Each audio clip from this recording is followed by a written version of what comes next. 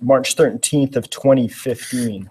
At that time, Mr. Cluett was notified by Miss Savage that he was fine in that location and he was able to sell vape in that location until the gross sales went over 35%.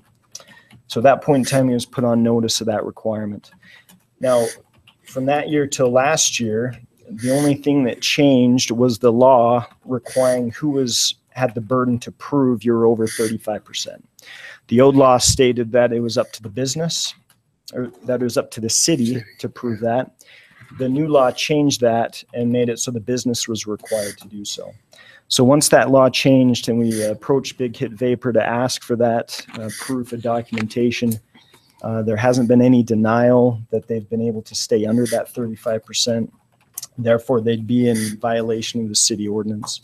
So the council essentially has a few options tonight.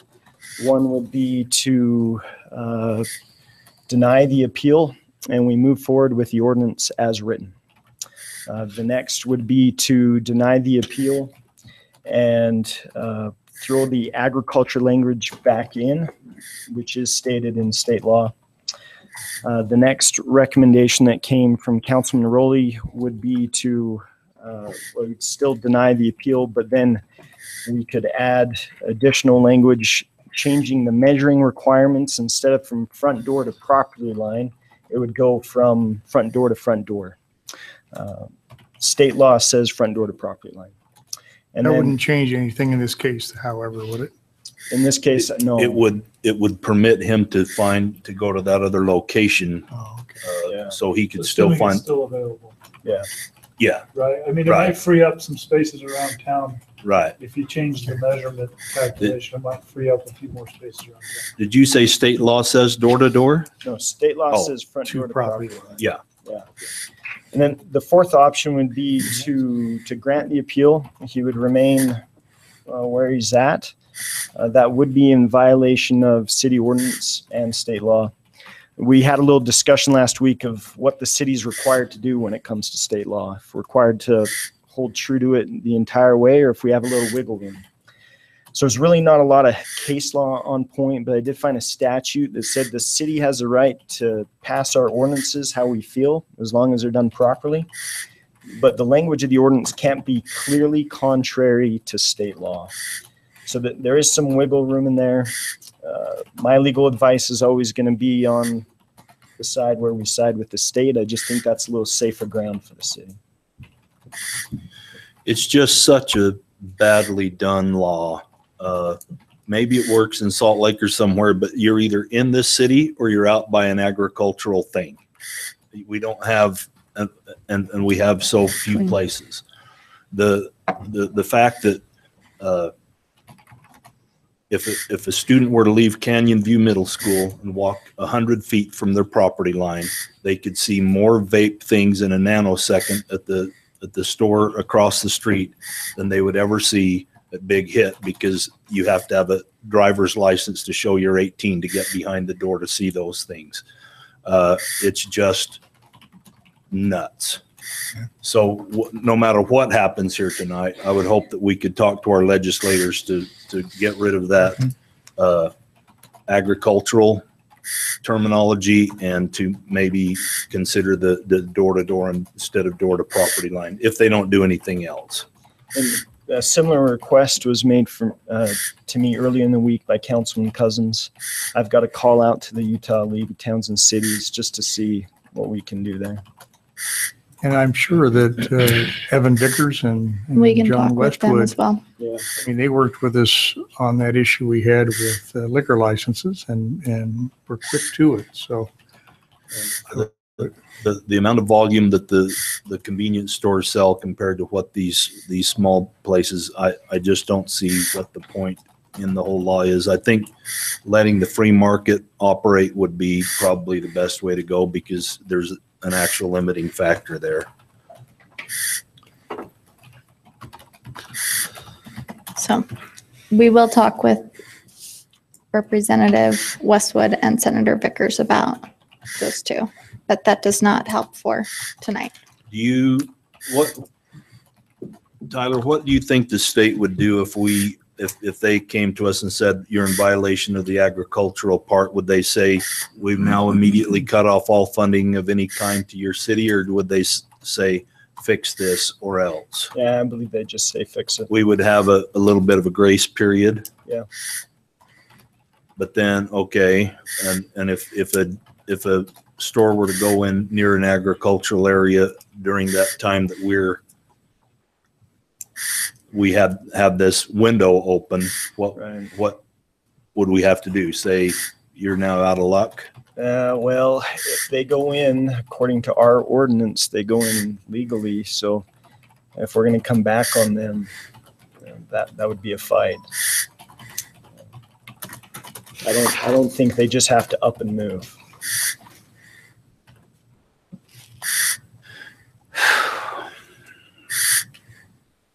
Did you Would want to make a this body perhaps consider something like indicating, Mr. Cluett, we do mean business. You are being shut down, but we'll give you one more month to find something, or one small grace period of some sort? Or do you think we ought to just do it now, and so he would be out of business in the morning, right? Yeah, I'm fine with the council doing it either way.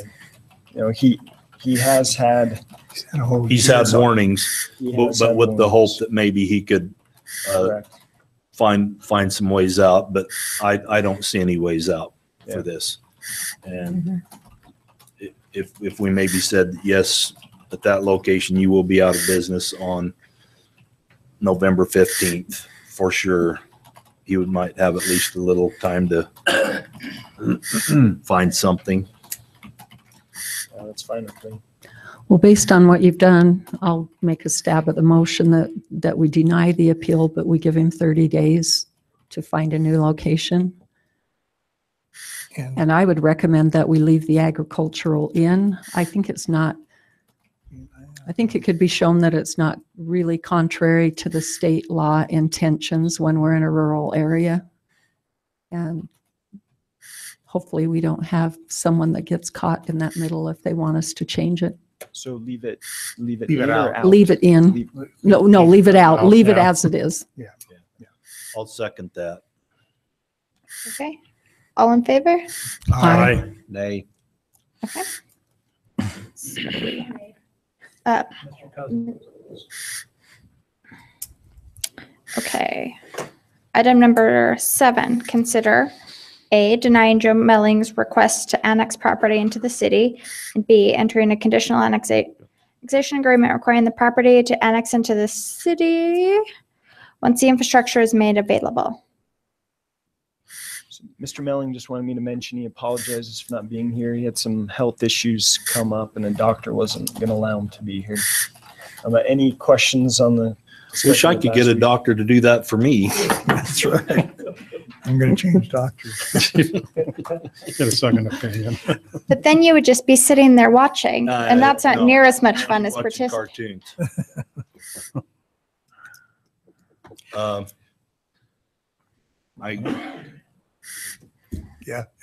I mean, we've talked about all those children when the day comes, but Yeah. I'll make a motion to deny. Deny the annexation and approve the agreement. That'd be Second. Okay, all in favor? Aye. Aye. Okay. 8, consider request to install a septic system for Kitty Hawk storage, 1090 North Bulldog Road. get numbers on how much it would cost to, Yeah. How much did we end up thinking it would cost to extend that? Okay. we have 2 engineers tonight. Oh, good. This is exciting. Jonathan Stathis, City Engineering Department. I met with a couple of contractors, and the cost estimates came in quite a bit higher than what I had originally thought. It was about $40,000. So after looking at that cost,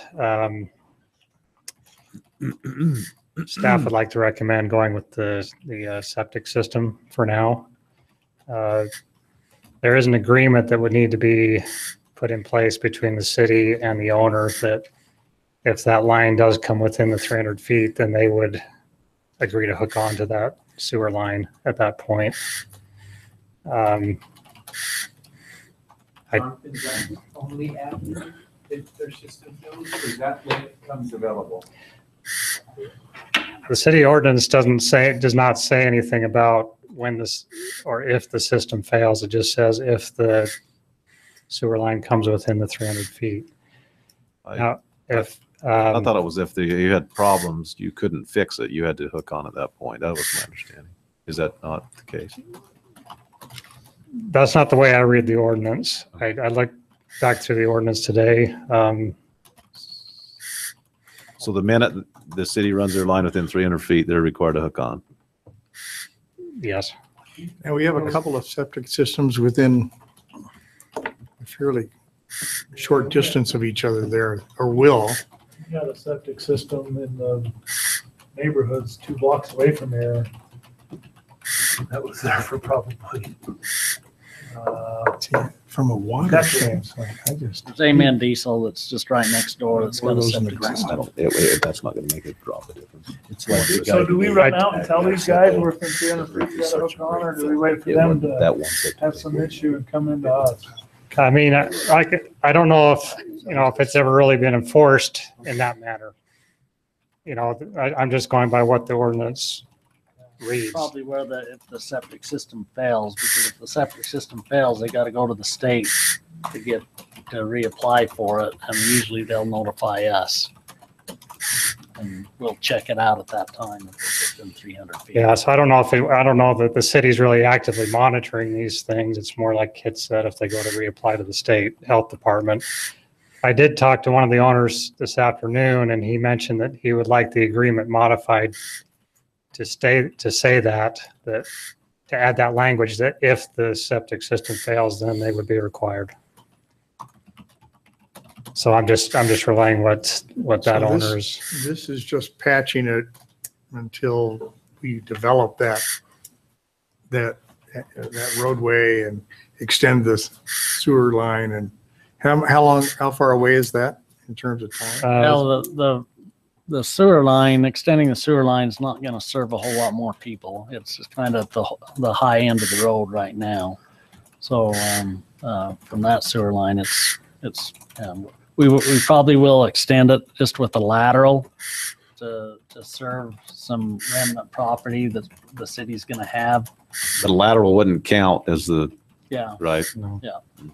But, So you're saying, as far that- as extending so the you're main, saying the day may never come that we go any farther with that line. yeah, as far as the main line. So we're in essence talking about a permanent septic system here unless something goes wrong with it. So Jonathan, you weren't talking about the cost then for extension as far as having the owner have to come across the hookup. Where was the 40,000 taking us to? That would be from this existing manhole right here down to their property. All the way to their property? All the way to their property. Okay. Yeah. All right. So that would be the $40,000. Okay.